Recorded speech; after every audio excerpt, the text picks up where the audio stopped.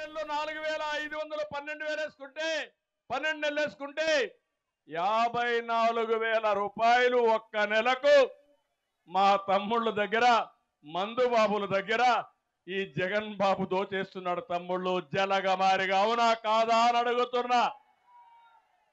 అవును అంటే చేలు పైకెత్తండి. ఇది న్యాయమా అని మిమ్మల్ని అడుగుతున్నా. న్యాయమని మిమ్మల్ని అడుగుతున్నా. ఏం చేయాలి మనం ఇప్పుడు? ఇతన్ని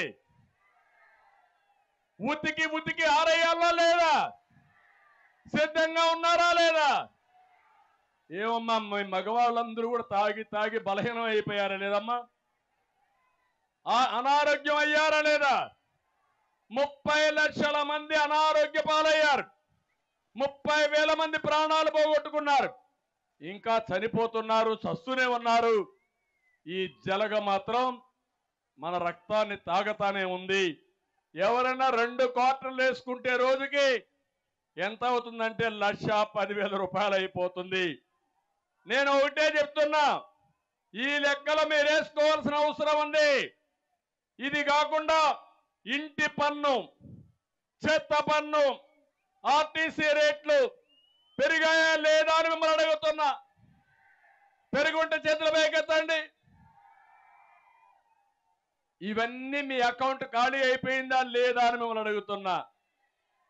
అందుకే అన్న ఇచ్చేది 10, దోచేది 100.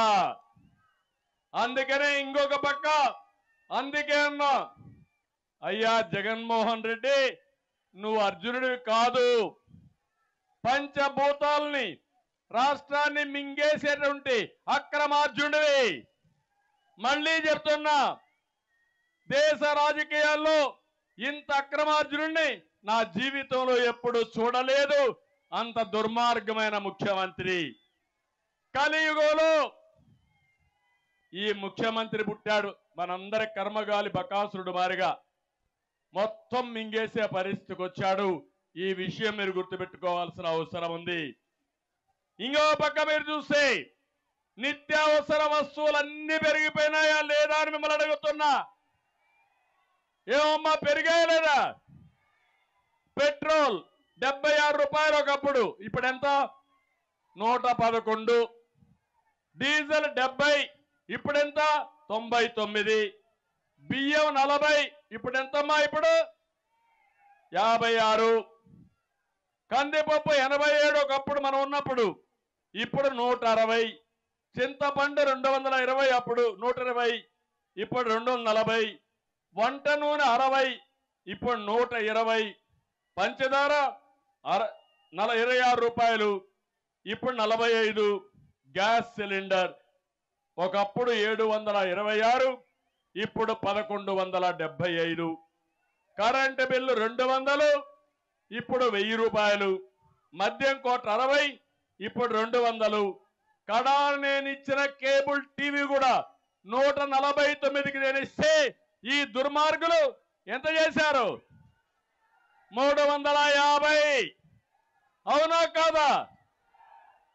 అన్ని కలిపి నేను అడుగుతున్నా మా ఆడబిడ్డల్ని, ఇంటికి అదనంగా భారం 5 ఏళ్లలో 8 లక్షలు పడింది మీ మీద. మినిమం 8 లక్షలు ఆవరేజ్ గా పడింది. మీకు 8 లక్షలు ఇచ్చాడా ఈ ముఖ్యమంత్రి? ఇది కాకుండా 12 లక్షల కోట్ల రూపాయలు అప్పు తెచ్చాడు. అది కూడా మీ మీదనే భారం. జగన్ రెడ్డి రేపు జైలుకు పోతాడు. ఎవరు కడతారు ఈ అప్పు? ఎవరు కడతారు ఈ అప్పు? మనమే కట్టాల్సి వస్తుంది. నేను అడుగుతున్నా. ఇదే కాకుండా ఇంకో పక్క మీరు చూస్తే ఈరోజు ఈ ముఖ్యమంత్రి వల్ల ఎన్ని నష్టాలు వచ్చాయో అన్ని నష్టాలు వచ్చాయి. కరెంటు ఛార్జీలు పెరిగాయి. ఒక కరెంటు ఛార్జీకే పరిమితం కాలేదు. ఎప్పుడైతే కరెంటు ఛార్జీలు పెరిగాయో వ్యవసాయానికి వచ్చే నిత్యావసర వస్తువుల ధరలన్నీ పెరుగుతాయి. ఎప్పుడైతే కరెంటు ఛార్జీ పెరిగిందో షాప్ వాళ్ళు కూడా ఆ కరెంటు ఛార్జీ వాటా మనకేస్తారు. అదే మరి కరెంటు ఛార్జీలు పెరిగినప్పుడు ఎక్కడైనా ఇండస్ట్రీలో ఉత్పత్తులు జరిగితే అది కూడా మనకే వేస్తారు. ఈ విధంగా మనం చూస్తే కరెంటు ఛార్జీల వల్ల అన్ని ధరలు పెరిగే పరిస్థితికి వచ్చింది. రెండోది మీరు చూస్తే పెట్రోలు డీజిల్ పెరిగాయి కాబట్టి ఆటోమేటిక్గా భారం అధికమైంది. మూడోది ఇసుక. గోదావరి ఇక్కడనే ఉంది. ఒకప్పుడు నేనున్నప్పుడు ఇసుక ఫ్రీగా ఇచ్చారా లేదా అని మిమ్మల్ని అడుగుతున్నా. ఆ రోజు ఫ్రీగా ఇచ్చిన ఇసుక ఇప్పుడు ట్రాక్టర్ ఎంత అమ్ముతున్నారు? 5,000 అవునా కాదా? అంటే మీ ఊర్లో ఇసుక బంగారం అయిపోయింది. కేజీల చొప్పున కొనే పరిస్థితికి వచ్చారు. ఇది అన్యాయం అవునా కాదా అని మిమ్మల్ని అడుగుతున్నా. 40 లక్షల మంది భవన నిర్మాణ కార్మికులు దెబ్బతిన్నారు. ఇల్లు కట్టాలంటే దానికి కూడా మనం ఖర్చు పెరిగిపోయింది. ఇవన్నీ కూడా పెరిగిపోయి ప్రతి ఒక్కరి అందరికీ దెబ్బొచ్చింది. ఇంకో పక్క అసమర్థత. రోడ్లన్నీ బాగున్నాయా తమ్ముళ్ళు? గుంతలే గుంతలు అవునా కాదా? ఏ రోడ్డైనా బాగుందా? ప్రతిరోజు అంటాడు బటన్ నొక్కానని. ఆ రోడ్లకి ఎందుకు బటన్ నొక్కలేదు జగన్ రెడ్డి? చెప్పమని సమాధానం అడుగుతున్నా. దీనికి సమాధానం చెప్పే పరిస్థితులు లేడు. ఇంకో పక్క ఈరోజు మనం చూస్తామంటే ఇవన్నీ పెరిగిపోయి భారం పెరిగితే ఈ ముఖ్యమంత్రి రాష్ట్రానికి సంపద సృష్టించాలి, ఆదాయాన్ని పెంచాలి.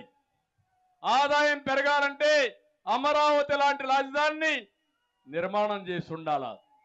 నేను ఆ రోజు అమరావతి మామూలుగా కాదు, 35,000 ఎకరాలు భూమి స్వచ్ఛందంగా రైతుల ముందుకొచ్చి భూమినిస్తే నేను అమరావతి ప్రారంభించాను. ₹1 ఖర్చు పెట్టకుండా ఈరోజు మన రాజధాని మనం నిర్మాణం చేసుకున్నాం. అలాంటి దాన్ని విధ్వంసం చేసి అవినీతి పేరు పెట్టి కుల ముద్రేసి రాజధానిని నాశనం చేసిన వ్యక్తి ఈ జగన్మోహన్ రెడ్డి గారని చెప్పి నేను మీకు తెలియజేస్తున్నా. దీనివల్ల లక్షల కోట్ల రూపాయలు మీ సంపద ఆవిరైపోయింది. మీరు అప్పుల పాలయ్యే పరిస్థితికి వచ్చారు. ఇంకో పక్క పరిశ్రమల్ని తరిమి పారగొట్టే పరిస్థితికి వచ్చాడు. దీనివల్ల యువతకు ఉద్యోగాలు రాలేదు, వాళ్ళు నిరుద్యోగులయ్యారు, గవర్నమెంట్కి ఆదాయం లేదు, మళ్ళీ అప్పులు చేసే పరిస్థితికి వచ్చాం. నేను ఒక్క విషయం ఇక్కడ మాట్లాడుతున్నా మీ అందరికీ. ఇక్కడే మీరందరూ ఉన్నారు. పోలవరం ఆంధ్రప్రదేశ్ రాష్ట్రానికి వరం. బైఫర్కేషన్ యాక్ట్ లో నేనే పెట్టించా. ఆ రోజు నేను ఒకటి ఆలోచించాను పోలవరం గురించి. విభజన జరిగినప్పుడు కాంగ్రెస్ పార్టీ పోలవరం పెట్టి 7 మండలాలు తెలంగాణలో పెట్టారు. నేను ముఖ్యమంత్రి అయినప్పుడు 2014లో ఒకటే ఆలోచించాను, ఆ 7 మండలాలు ఉంటే అవి ముంపుకు గురవుతుంది కాబట్టి ఎవరు ఒప్పుకోరు, తెలంగాణ గవర్నమెంట్ ఒప్పుకోదని ప్రధానమంత్రి గారు నరేంద్ర మోడీ గారిని ఒకటే రిక్వెస్ట్ చేశాం. ఆ 7 మండలాలు తెలంగాణ నుంచి ఆంధ్రప్రదేశ్కి ఇస్తే నేను ప్రమాణ స్వీకారం చేస్తాను, అప్పుడే పోలవరం సాధ్యమని నేను గట్టిగా చెప్తే వాళ్ళు కూడా మన్నించి 7 మండలాలు ఆంధ్రప్రదేశ్ రాష్ట్రానికి ఇచ్చారంటే అది తెలుగుదేశం పార్టీ సాధించిన విజయం.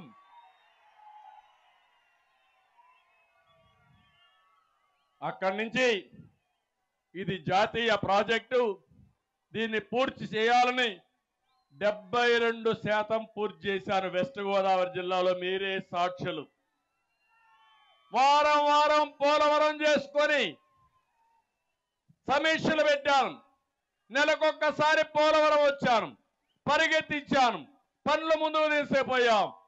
72% పూర్తి చేసి పట్టసీమ ప్రాజెక్టు 1 సంవత్సరంలో పూర్తి చేసి 120 టీఎంసీ నీళ్లు పట్టిసీమ ద్వారా కృష్ణా డెల్టాకి ఇచ్చిన పార్టీ తెలుగుదేశం పార్టీ అని చెప్పి కూడా నేను మీకు తెలియజేస్తున్నా. ఈరోజు పోలవరం పూర్తయితే ఈ రాష్ట్రానికి స్వర్ణ యుగం వస్తుంది. ప్రతి ఎకరాకు నీళ్లు ఇస్తాం. పోలవరం ద్వారా అన్ని నదులను అనుసంధానం చేసి ప్రతి ఒక్క ఎకరాకు నీళ్లు ఇవ్వాలని నా కల.